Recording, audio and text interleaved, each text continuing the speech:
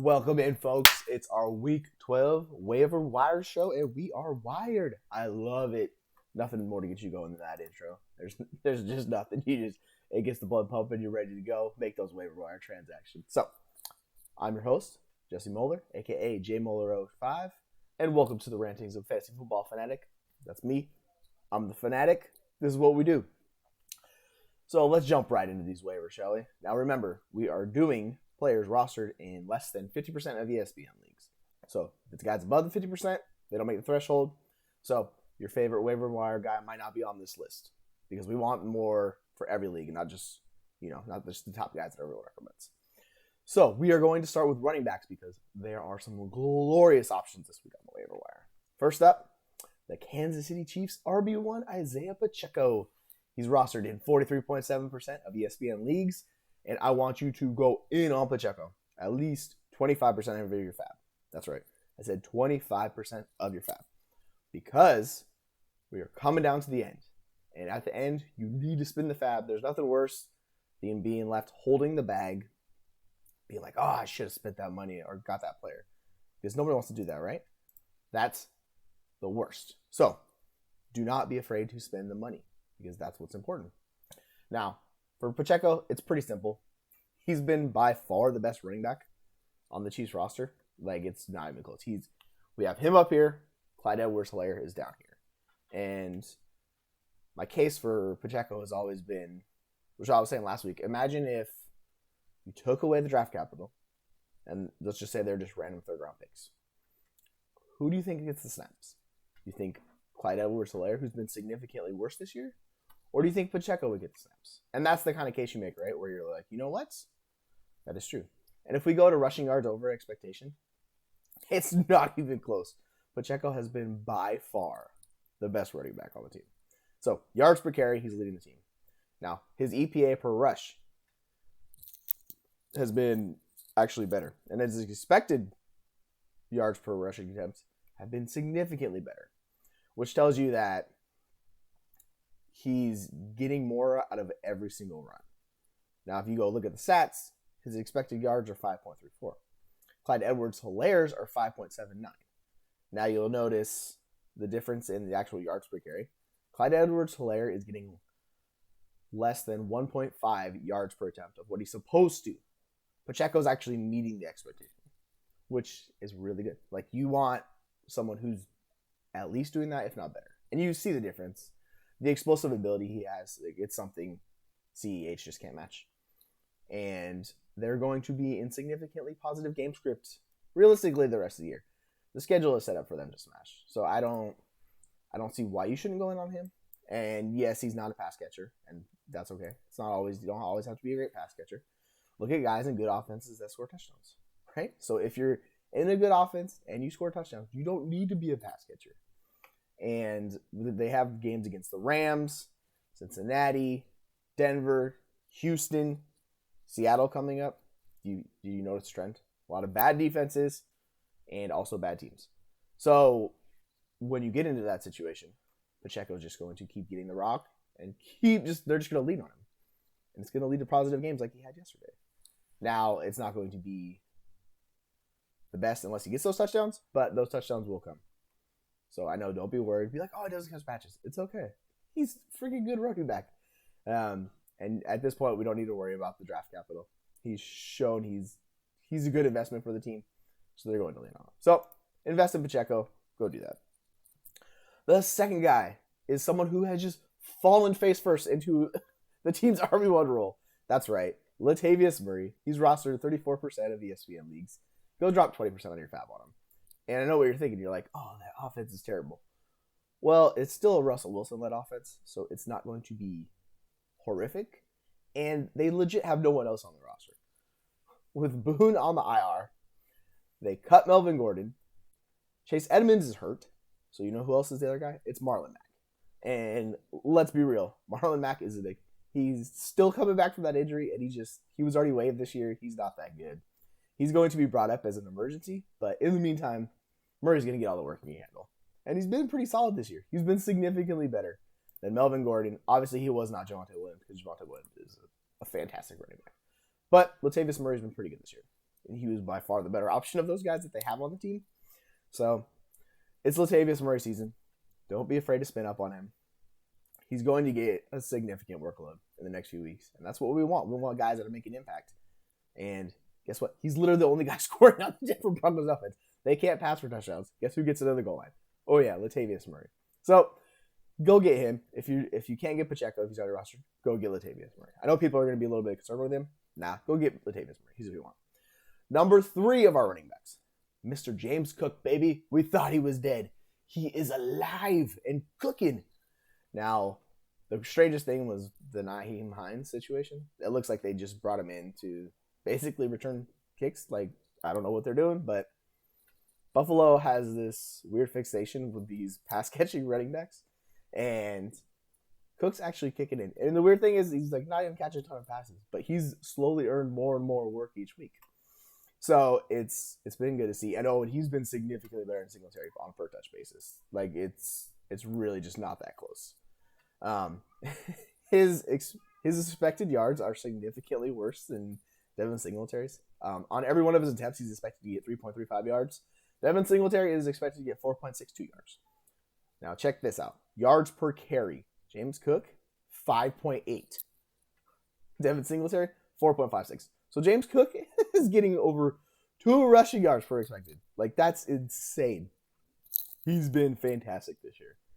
And he has a few more longer runs, like, which makes sense. Like, that's going to boost you. And he's a smaller sample size, but he's doing what he can to, like, earn his keep on that team. And he's been really good. So his snap share is slowly creeping up. I'm a bit more hesitant on this one just because we need to see Buffalo take the next step with him where he starts pushing into a higher percentage of the workload. But he tied his career in rushing attempts last week, and he was really good doing it. So, yeah. Go spend 5% of your fab on James Cook. He's going to be the cheapest one of these guys to get. Like, he still has the name cachet a little bit, but he hasn't done much this year. But he's a rookie. He's going to keep coming on. So James Cook is the third running back. Now, let's go to those wide receivers. Who do you think is going to be the top dog? We've been talking about this guy forever. He was my wide receiver 1 coming in. Treylon freaking Burks. He's rostered in 22% of ESPN leagues. And I want you to spend up to 15% of your fab on him. And I know you're thinking, like, 15%, that's significant. Yes, it is significant. But Tennessee desperately needs someone in that offense besides Derrick Henry. Woods has been okay. They have Kyle Phillips, but, like, realistically, it's the Derrick Henry show. So listen to this. He's earned 35% of his, like, that's insane, in 3 of his last 6 games. So on a per route basis, he's been targeted. Listen to this. This is from Dwayne McFarland. 38%, 35%. Then we got 7%, 15%, 21%, back to 38%. The man has been very good. Like, that's ridiculous usage. Now, snap share hasn't been insanely high, but they're still working him back. Just when he's on the field, they target him because he's the best wide receiver on the team. So, go get Treylon Burks. He's coming on stronger. He's a guy who has the ability to actually be a difference maker down the stretch.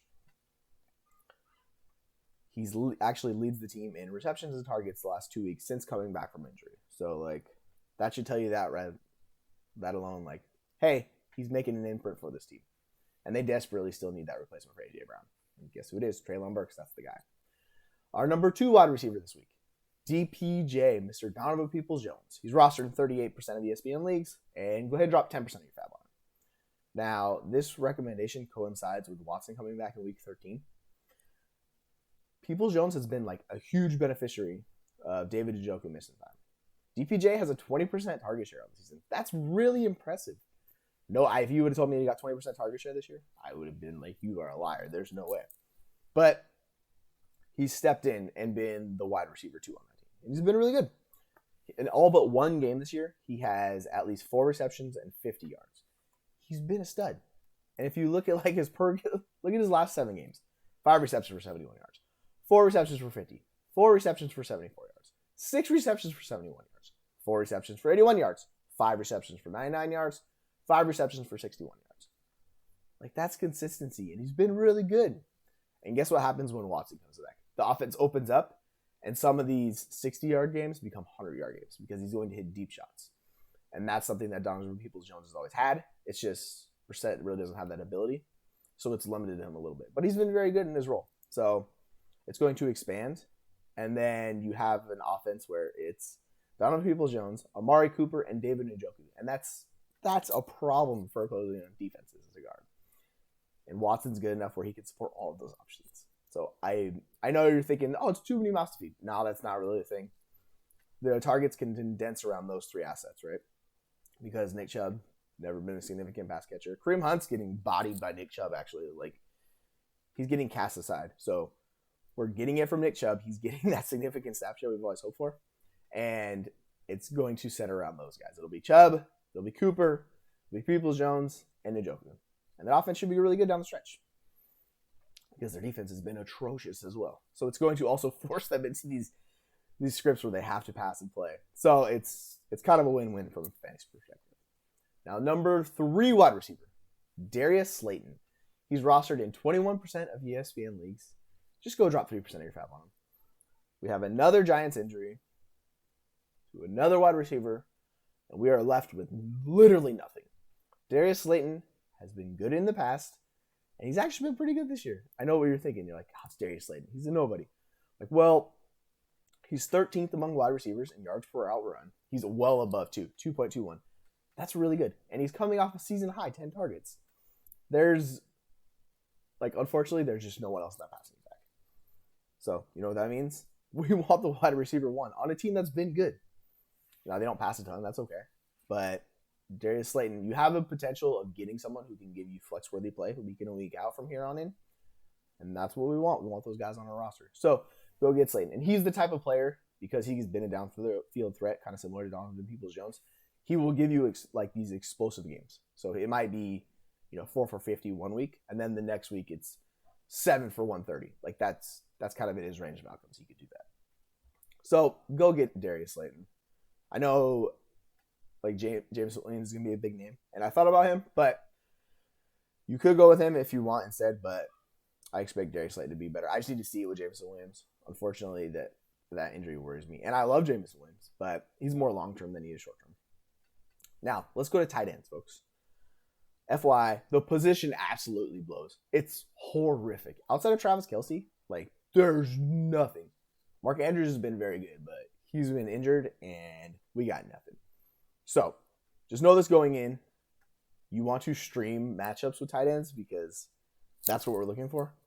Realistically, there's just nothing much available on the waiver wire. With the injuries, we lost Kyle Pitts again, Dallas Goedert, it's Zach Ertz. There's not much for tight ends.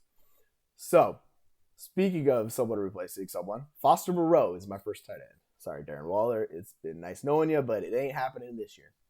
Foster Moreau is rostered in 24% of ESPN leagues. Go drop 5% of your fab on him. The main reason is he gets a Seahawks defense that is pretty bad against the pass, and they're horrific against tight ends. They allow 16.5 fantasy points per game to tight ends. That's 31st in the NFL. It's like the Seahawks and Arizona Cardinals. And you saw what George Kittle did against the Arizona Cardinals. The Cardinals are giving up 16.6 fantasy points per game. And you saw Kittle take advantage of that. Now, I'm not saying Moreau is going to have, a monster 20-point game like Kittle did, but he will be able to give you double-digit fantasy points. And that's all we're chasing from the tight end position. With who's available, there's not much else. But realistically, Seahawks bad against the pass. They're 24th in EPA per dropback, meaning they give up freaking points, and a lot of them when teams pass it on them. So take advantage. The Seahawks corners are actually more of their strength. Their weakness comes from their linebackers and safeties and coverage. That's where Moreau takes advantage of. So I know Adams is incredible. It doesn't really matter who's guarding him. He's going to win. And the Seahawks have Tariq Woolen, so that's going to be a fun matchup, but it's Devontae Adams. He's the top 1 or 2 wide receiver in the NFL. But they'll focus their coverage on those guys, and it's going to leave it open for Moreau in the middle. So take advantage of Moreau. Just go drop 5% of your fab on him if you need a tight ends. It should pay off this week. Next up, we have Logan Thomas. He's rostered in only 6% of ESPN leagues, so he's basically free. Go drop 2% of your fab. He's a veteran player who's been a difference maker. He's been a top 5 tight end in the past. He's finally getting over the injuries that have plagued him the last 2 years. And he ran the majority of the routes at the tight end position last week. And guess who he gets? He gets Atlanta and the Giants in the next 3 weeks. So he's got Falcons bad defense, the Giants bad defense. Like those are nice matchups. That's what we want from Logan Thomas. So go target Logan Thomas. Go get him on your roster. Take the flyer on him and stream him for the next few weeks. It should work out in your favor. Now our last guy is a rookie tight end. So take this with a grain of salt. But it's Trey McBride. He's rostered in 7% of ESPN leagues. And just you don't need to spend 1% of your fab. People aren't going to target McBride. Now, his first start, it was just ugly. It was a brutal matchup. Colt McCoy was just running for his life, and the offense, like it blew up real fast for Arizona. And with the injuries to Moore, we don't know when he's coming back. Hollywood's still TBD. So it's DeAndre Hopkins, Greg Dortch, which Greg Dortch is fine. He's an okay slot wide receiver. He will command that. Then it kind of opens the door for Trey McBride. Now, the key with this is Kyler Murray. If Kyler Murray is back, that's what we want to focus on. We want good quarterback play. And I know people, like on the broadcast last night, they're like, Troy Aikman was like, oh yeah, the offense seems to run smoother with Colt McCoy. And I'm like, Troy, what are you talking about? That's just not true. And we saw this. The offense looked disheveled. Like they couldn't. Because Colt McCoy, he's not that great of a quarterback. He's a backup for a reason, right?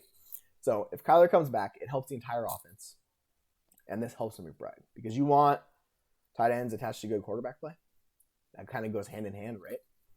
And they don't, it's just as long, the quarterback doesn't have to be like a Mahomes, obviously. That works out for Kelsey. But you could have someone in the Cousins range or anyone like that. And they will be competent enough to support tight ends. So that's McBride's case. So I'm willing to give him another shot because of the profile. It didn't work out. I mean, he still saw his career high in targets and receptions and things like that. Just the yards didn't work out. But you get the Chargers in week 12, and they struggle against tight ends. Obviously, playing Kelsey will kind of tilt that favor, but that's where their issue is in coverage. So go target McBride. Just spend 1% of your fab on him and go get him. Now we are going to get to quarterbacks, my friends. And the top guy, Deshaun Watson. Now, hear me out. I know if you don't like him, just move on to the next guy. It's fine. You don't have to get him.